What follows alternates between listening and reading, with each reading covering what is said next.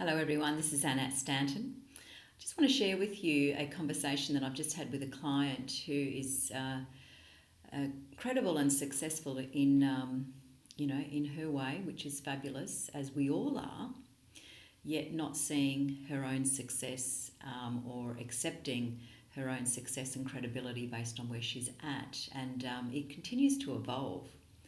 So one of the things that she asked me to share with everybody was a tool that I use.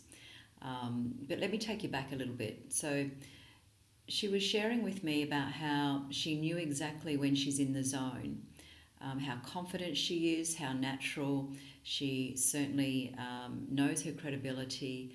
She's very well versed and knowledgeable in her field. She has, a number of degrees, and she's very highly intuitive. And this is when she's working with a client, so she's right there, 100% present in the moment with the client, and obviously this is hers. When she's in her zone, she noticed that all these attributes naturally came to the forefront. The other side of her was that when she had a list of all these things that she wanted to achieve, and had noticed that when she's not working, she's being at her best when she's not working with a client, then back in her office, that's when she was using language like, she's procrastinating, she's not making a decision to stick with one thing, she's got a whole big long list of goals, and they just weren't happening for her. So she literally asked me to help her with motivation, accountability, and in her language, give her a good kick up the bum. So one of the things that stood out was the fact that she was being very hard on herself, setting goals that were not in alignment with who she really is now. They were old goals. They were old ways of being and acting based on what she thought success looked like, and it possibly was from a past. And she truly wasn't doing the work that she absolutely loved in a way that she wanted to now, which was, so in other words, she was not in integrity within herself. So I don't know about you, but there are times in your life that you do evolve and you grow and you transform, and yes, it is important to not hang on to old goals, or thinking that success looks a certain way, because you can actually stifle your own growth, your own success now, and what it looks like from the inside out.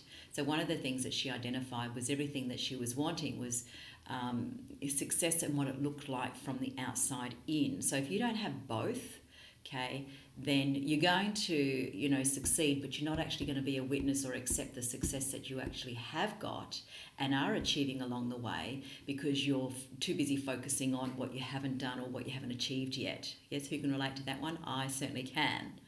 So one of the things that I shared with her was that when I get into a funk every now and again, and I'm not feeling grounded, or I'm telling myself I should be doing this and have to do that, and there's this overwhelm that occurs, that's when I actually have made up a love list. A love list is all the things that help keep me grounded.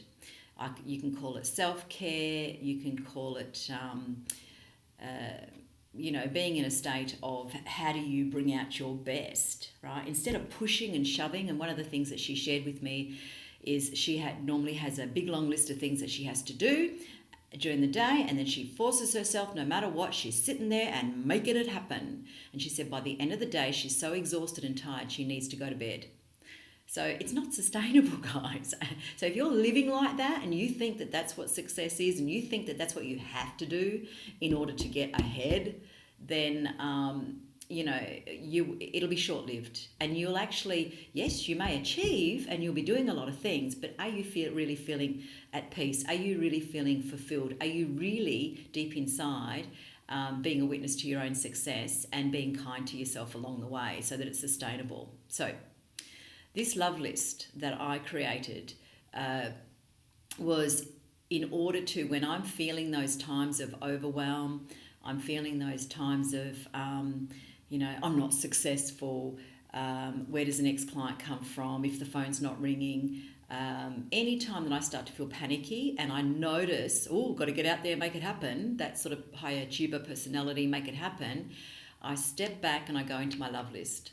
Okay, so the love list is all about self-care. It's all about things like, you know, just being, with nature.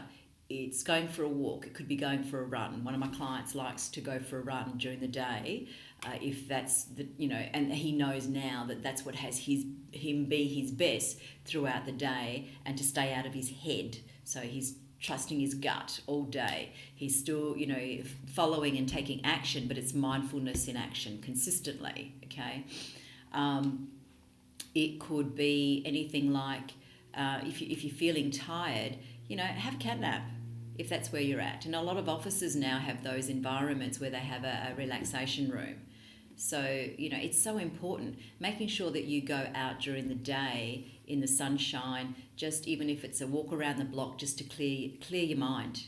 So if you're sitting there trying to write a report, or you're, noticing that you're paper shuffling because things aren't coming to you, or you're just not finding your flow, then you're better off stepping away from that environment, even if it's just for 5 minutes, 10 minutes, it could be half an hour, whatever it is for you. Okay, do something totally different. And I'm not talking about not being responsible. So obviously if you've got a meeting to go to, then it's how do you get yourself in that zone so you set yourself up to be at your best and show up with the full state of presence, when you're in that meeting, and you're not going in with all the old negative energy based on, I didn't get that report done, whatever the case might be, okay? Otherwise, what you'll notice, and this is what this woman was saying, she's, trying to be someone that she's not. She's got all these fronts on, she's showing up to places feeling heavy, but she's showing up, acting like she's got it all together. All those things can drain your energy, and it's not about failure. It's not about not having it together. It's about knowing your flow, and are you in the energy cycle and working and living in your zone in a way that sustains your energy and has you be authentic and real to you. So some of the other things on the love list, for example, is, I have an office at home, so when I'm at home, I'm able to do things like just take the dog for a walk, or literally I'll sit with the dog and pat the dog for 5 minutes just to, be in a space of just clear the mind, or I'll sit and meditate for a few minutes. I'll go and do something totally different, like just clear some space, even if it's a drawer in the office or whatever it might be. It doesn't have to be long, but what you're doing is you're getting out of the thinking, logical mind that is, you're trying to create something that coming from the space that is blocked. So it's so important to clear the mind in whatever way that you can, okay? And you will be more productive when you come back to that, okay? But if you're trying to do something and the timing isn't right for you and your body to be creative, then you're just going to sit there, and unfortunately, this is where you won't be your own best friend, and you'll start to go into self-doubt. You'll start to pick on yourself. You'll start to create language and stories that just aren't true, and they don't serve you, right? It just means, and this woman said, she said, you mean that I've been trying to do stuff that I've been telling myself that I should be doing, and really I can create space and do it in the time and energy and divine time that works for me. Well, she runs her own business. Yeah, absolutely. Yeah, it's not about not being responsible, but what's happening is she's being over responsible, and she's been so hard on herself as a perfectionist nature as well. Okay, so then she's not really doing the things that bring her joy and what's important to her in her work as well. So she's noticing she's stifling her own creativity around marketing and what it is that she really wants to do, versus she's telling herself that she should be doing certain things in marketing, which is creating a constriction, in her own natural self-expression of who she is, yeah. So which is taking her business down a path that is totally out of alignment from where she's at, and she's just not happy, okay. So one of the things about this love list is when you're feeling like, you're in overwhelm, you're stuck, you're blocked, and you're you're paper shuffling, you're procrastinating, move away, create a love list, do something that even if it's just go and make a cup of coffee, step back, and clear your mind, clear, what it is, so that you just create some space, and the natural energy flow will come through so that you then can continue on with efficiency and productivity that works naturally. And this is where innovation lies as well. What else can I share with you about that? So one of the other things too that I did was getting conscious about what creates those things for me. So I made a list that gets me stuck and blocked, so that I know consciously that when I automatically go into certain habits, okay, like again, it's catching yourself being conscious about what are you telling yourself you should be doing right now, where the timing might not be right in your own creativity. So it's a list of things that I know that when I start to do those things, like force myself to go to certain networks if it's not right for me, yeah. But my head is telling me, well, then this is what I should be doing in order to get to. So what happens is you're not actually listening in to your own energy cycle, and then you take yourself into environments that will block you, yeah, because you're shooting on yourself. I should do this and I should do that. When really, if ultimately the result is that you're not going to attract the clients that you want anyway, okay? Life and business will be harder for you. And this is the same with going, having friends in your life, different relationships, going to functions. If you tell yourself, oh, I really should go to that in order to, then you're attaching yourself to a result. You're not actually living in the present moment. There's so much more to that. But get to know yourself and the things that will have you stuck and blocked. And when you catch yourself in that, then make sure you have that love list ready to go and go. The way I do it is I look at the love list, and if I'm stuck and blocked, I go, well, what is it that's going to help free me? Because I've only got 5, 10, 15 minutes right now. What is it that's jumping off at the page at me right now to do? And literally, you make the space and time to do that. So if you are very, very busy and you're full-on type of personality running on adrenaline, then you're going to feel challenged by this. Yes, you will, okay? I used to be the same. So it's going to take time to give yourself permission. And ultimately, that's what she said. She said, you mean if I just give myself permission to do those things, okay, then it's going to get a lot easier. Well, yeah, it will be. You're not going to be as drained. You're not going to be as tired. You're going to feel in a line. You're going to actually enjoy the work that you're doing, right? And ultimately, you'll be a better person, that you take home with you. Yeah, so to your family and loved ones and so forth.